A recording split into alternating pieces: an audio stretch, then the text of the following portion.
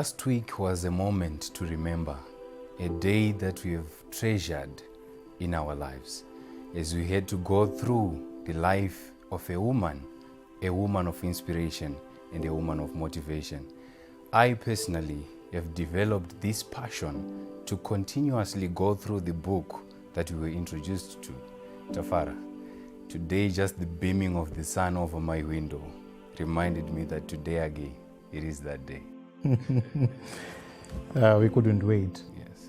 You know, having had those deposits coming from Pastor D last week, Yes. it's a moment to reminisce upon and make sure we get hold of every word that she said. The light that she shared last week, it was so insightful. We can't wait for more. Indeed, it was very immense. And today again, we have been given the privilege to be hosted as students in this great lecture. I personally cannot wait, and I believe people out there are getting prepared for yet another exciting edition. Indeed, there is every need to prepare for what is about to come, because I know the volumes that Pastor D walks into. You know, it's something that we can't wait for. It's something that we really wish we could have an opportunity to grasp and understand every word that she's going to say. And I hope today is one of those best moments that we've all waited for. Definitely. It was a flashback last week, and today we get to the next chapter. We don't really know what she has to say to us, but we can only find out from you. I mean, Tafara, are you ready yourself? I guess I am. But you know, you can never be ready enough. Yes. What we just pray for is the capacity to contain. Because what Pastor D drops is something that we really can't grasp. Yes. In this moment, we're ready. Indeed, we need to take these few moments to welcome Pastor Doren. Greetings, Pastor D, as we welcome our special visitors that are here today. Welcome, Tafara. Welcome, Courage. Thank you so much, Pastor D, for the opportunity that you gave us last week. And we'd also want to thank you for hosting us tonight. You know, last week you were debunking your journey from your formative years up until now. And we are so much delighted to have got to understood your journey and the light that you brought to the fore. That was very insightful. We are so much thankful for that. You know, as always, I would like to give glory to God for such a moment like this. To be here is because of His grace. Now, taking you from our last week session, I was talking about the light which Jesus Christ was speaking to His disciples as a parable, highlighting that how can a person lit a candle and put it under the table? The purpose of the light is to give direction, is to show the way to go, and it is to give the enlightenment. So he emphasized on lighting the candle and putting it on top of the table, so that those who are around might have light, might have the enlightenment of the light. So I believe there's so many people today whose minds have been darkened because of their backgrounds, because of the environment they are living in, because of the situations that they are encountering, and because of this COVID-19 pandemic. Most people have lost direction. Most people have lost hope. So this light now, which I'm talking about, is the enlightenment to those darkened minds. Wow. Already what you are sharing with us, Pastor D, is life. Oh, yes. And we are so much thrilled to have an opportunity to get that life right within the very first minutes of the session. And taking you from what you just said, Pastor D, would want you to be able to draw this question that has been placed upon our hearts. You highlighted about empowerment, and we have seen you being a strong advocate for empowerment, and we really would want you to expound to us now that about the value of what value is it really empowerment to you. When I talk about empowerment, it is my vision. I will talk about enriching people spiritually, of which already we have been preaching, we've been teaching people the word of God. And there's this verse from Romans 12, verse 2, which talks about the transformation of people through the renewal of the mind. So everything starts in the mind. Negativity starts in the mind. Poverty starts in the mind. So my purpose is to deal with the mind, is to empower the mind. You know, when we talk of empowering, it is a way that we're going to assist each and everybody to reach their destiny, to help them come up with whatever is in their minds.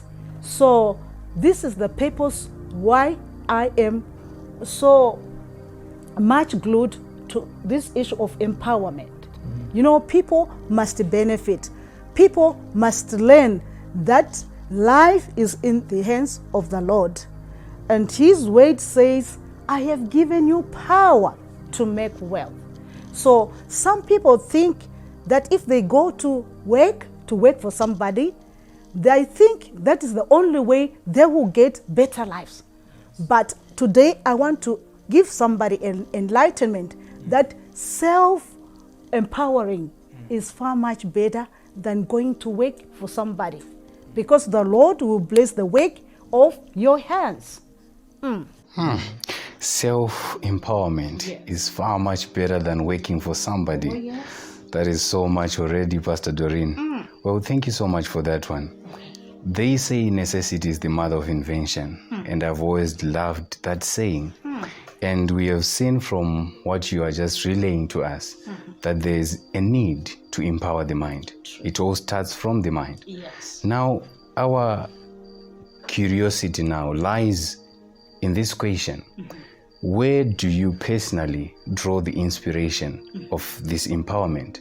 Is it something that you have learned from others? Is it something that you have gone for seminars to say, I want to be an advocate of empowerment?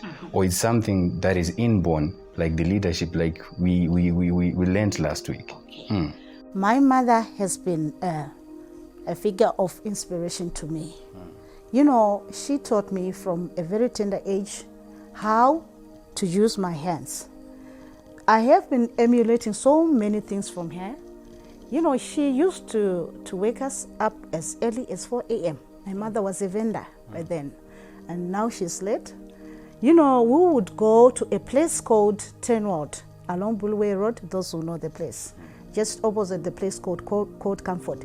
There was a plot there called Chedzamira plot. So we used to go there with other colleagues from our vicinity. Then we could go and buy some vegetables from the plot, come back home. Our mother would prepare the vegetables for us. Then late in the afternoon, we would go about the location selling those vegetables. And by the end of the day, we would come back home with something. And from that something, we could live a better life. Yes, we were not beggars, but my mother taught us to work. So we were helping our mother to work. And at the same time, it gave me that mind of empowering. Yes, so I grew up with that mind to empower others also. You know, it is so important that as parents today, we must catch our children before they grow and teach them how to live a better life, how to be self-sustaining, how to be self-dependent. To be self-dependent. You know, Tafara, they say life doesn't come with a manual. Oh, yes. It comes with a mother. And Pastor Doren is just telling us that her mother was the greatest source of this empowerment. Oh, yes. And we get to realize that empowerment it's not something that was acquired through learning, but it was something that came as an experience due to the stages that you went on. Pastor D, getting to be empowered and having empowerment is a lifestyle. Oh, yes. That was so sagacious. We really aim and yearn to get empowered through your teachings, Pastor D. Oh, yes. But taking you back, you having been empowered to empower, we begin to wonder now whether it was just your mother that was empowering you all along, or at one point within the phases of your life as you sojourned, there was probably one or two or three people that had an impact in your life by way of empowerment. I would like to thank God for my husband, Bishop Makomo. He always taught me that there is power in association. Oh. Yes. So, from there, I taught myself that I must associate with others. I must have good relations with other people, not just ordinary people, but people of impact, people of influence, people that I could learn something from them and benefit something from them. So that is how I got connected to people of great influence, and there are so many groups that I've been to where I gained some skills. Yes. And these groups also empowered me as well. And the other association, it was the church. Before I became a pastor, I used to go to church as a wife, to these ladies' gatherings. We were taught to be hard workers as mothers, also as helpers to our husbands. So, from those teachings, I grew up in them. And I've been to different countries as a vendor.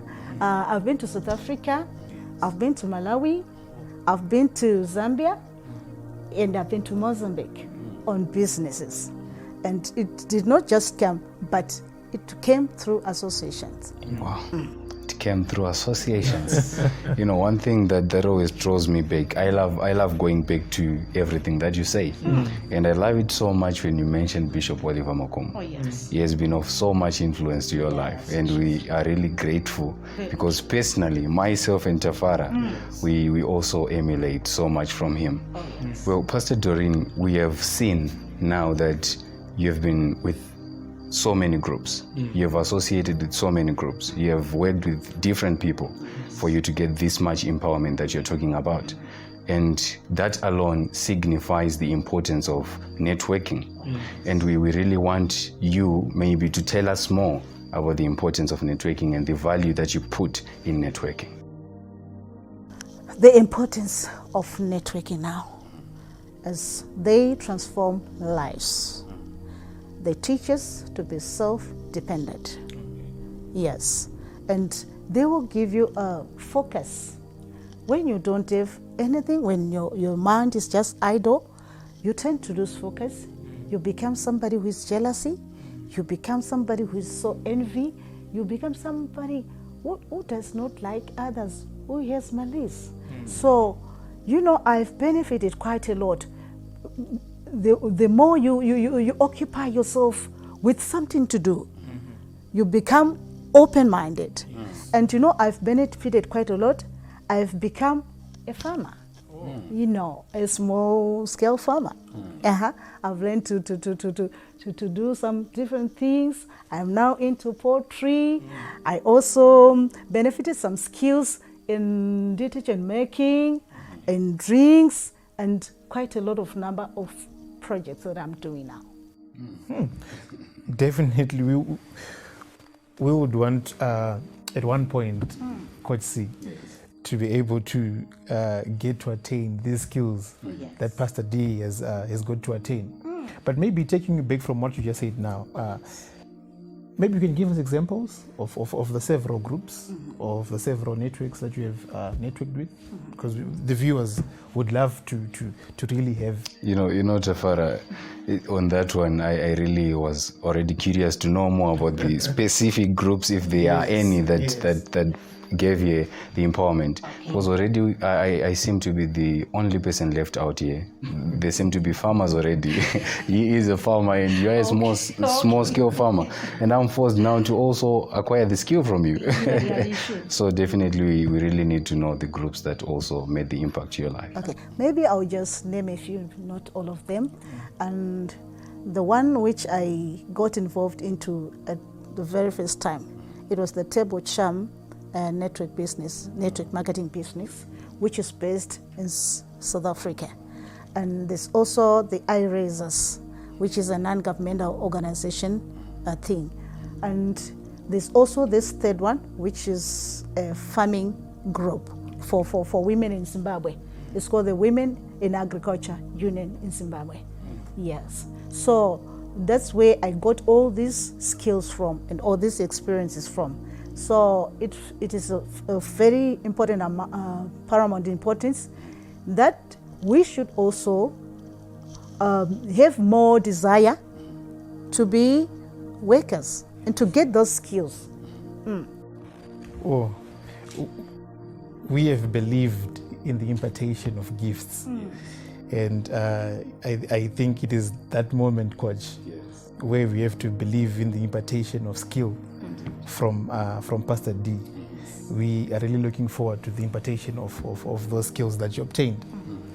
But taking you back, Pastor D, we understand that you're a pastor. And not just a pastor, you're a mother. And you being a mother and a pastor at the same time, balancing the duties, all those several roles, with the public figure that you've become now, it's something of concern, because we have seen so many public figures out there struggling with the balance between their different lifestyles or their different personalities. And probably you can shed more light on how you balance those things. Remember, there's one thing which I always have in mind, that when you fail to plan, you plan to fail. So this ministry thing needs one to plan, because it's a very hectic ministry. So when you fail to plan now, you cannot balance being a pastor and being a mother in the house and being a public figure out there. So you have to plan your things each and every day. You must plan well ahead of time. Then allocate your time equally. Yes. There is time for church. There is time to work. There is time for association. There is time also for projects. Tafara, getting to understand that prioritization is one key skill that Pastor Doren Makomo has is something of significance. And definitely we can also draw lessons. As we get to grow up, we have so many commitments and so many other things. And sometimes we definitely fail to plan and to prioritize. But I believe in the impartation of the skills and the knowledge, and definitely we are going to become better on that one. Yes. So, Tafara, Pastor Doren has said all this. And I have this curiosity. There's this other side that I am just about to ask, and it's going to be of concern to you. I know that one. Pastor Doren, as a personality, we have seen her always. She's ever happy, always smiling. You've never seen her in another mood, not this smiling version of her.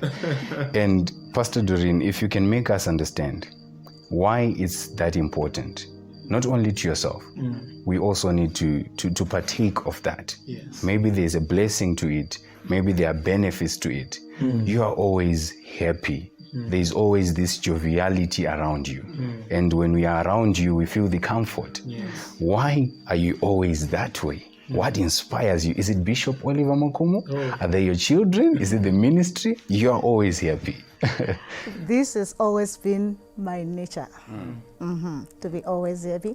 And you know, to be always happy is a better medicine to your health, to your body. The moment you stay with stress, you stay with some worries, when the Bible says, do not worry, for every day has its own worries and its own problems, and you can't change anything by worry. So I taught myself to be a happy person, to have a free mind, and above all, as a pastor, you are supposed to be a welcoming person. Yes, so that people would love to be always around you. Have that an inviting environment. Yes.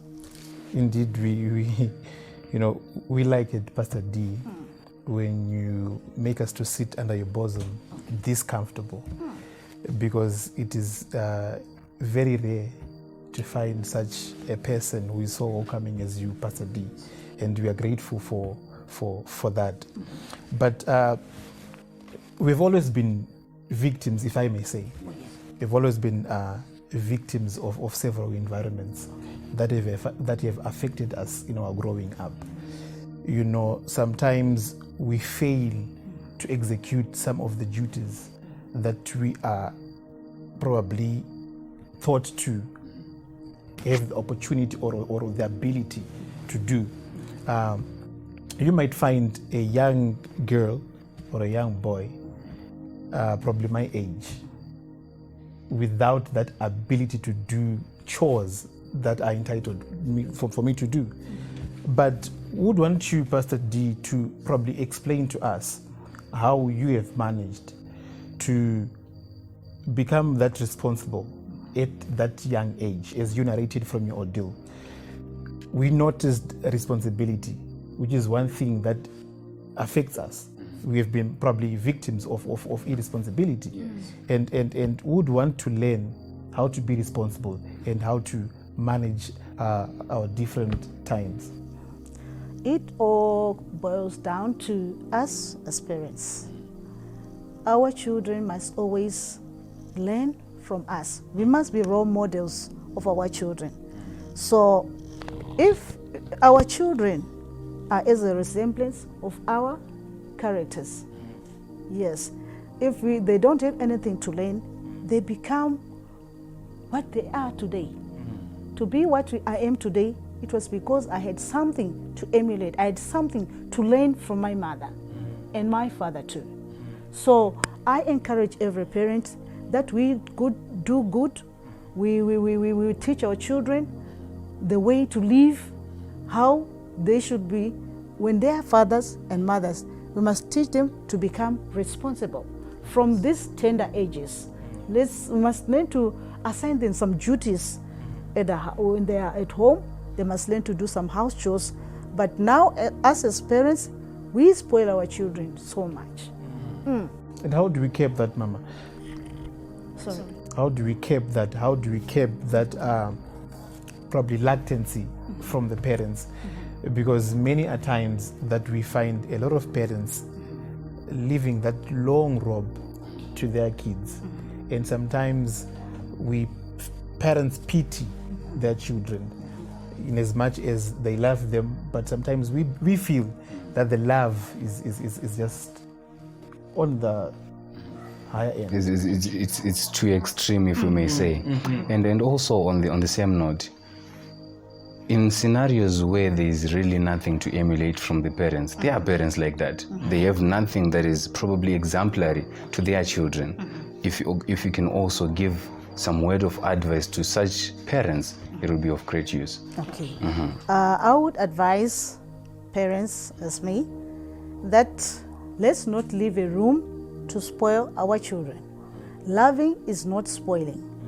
We love them, but we train them the way they should go. The word of God says, train your children the way they should go when they grow. So if we don't teach them, they will become spoiled brats. And it will also become our burden as well as they grow up. So let us not spoil our children. Let us not show them too much love. They must be responsible always. You know, Pastor Doren, you have proven to us from the very beginning up until now that all you have is centered on the whole family, molding a family from the children to the parents. And we really now are in a position to be able to go out there with a message to say, Pastor Doren Makomo, here's this message. She's to empower, she's to enrich the spirit, and gather probably people around to learn from you. And with these inspirations that you have drawn, probably people out there now are more curious to understand what is really next, what Pastor Doren Makomo is to bring next to them. Now that they have got to understand, probably they have gone through the summary of the book Doren Makomo. Now they want to understand maybe what's on the next edition of that book. My vision is to empower. And the empowering part is not limited by age group. It is not limited by gender. It's open for everybody who wants to learn. So in store, I have some skills training, of which they will be free of charge. And my passion is to see people and to see our young ones, to see mothers, to see fathers working for themselves, acquiring wealth through the works of their hands. That is my passion, to see people moving out of poverty. Yes. You know, Coach, it is that moment where we have to be grateful. Pastor D coming here, empowering us, having worked on us the whole day, having deposited seeds within us. We want to thank you so much for coming to the set today, Pastor D. And it is that moment, Coach, where we have to call this short to an end. You know, Tafara, it's that moment that I need to send the few words of inspiration for people to definitely join Pastor Doren Makomo again. You know, in the world of librarians, there are books picked up in shelves, you know. There are books that go in editions, from first edition probably up to the 5th edition. But Pastor Doren Makomo, now you would understand that from birth up until now, there have been several editions that you have been given a chance to read and to learn from. And probably now there are so many editions that we cannot wait to put on the table and to go through, licking our fingers and getting to understand more of this personality, Doren Makomo.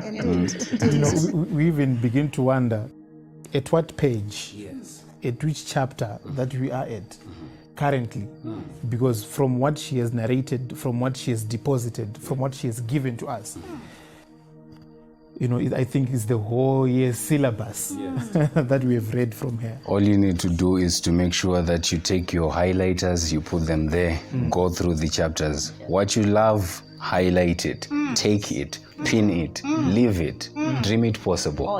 It's all possible if you follow through these editions. We thank you so much for joining us on this wonderful edition.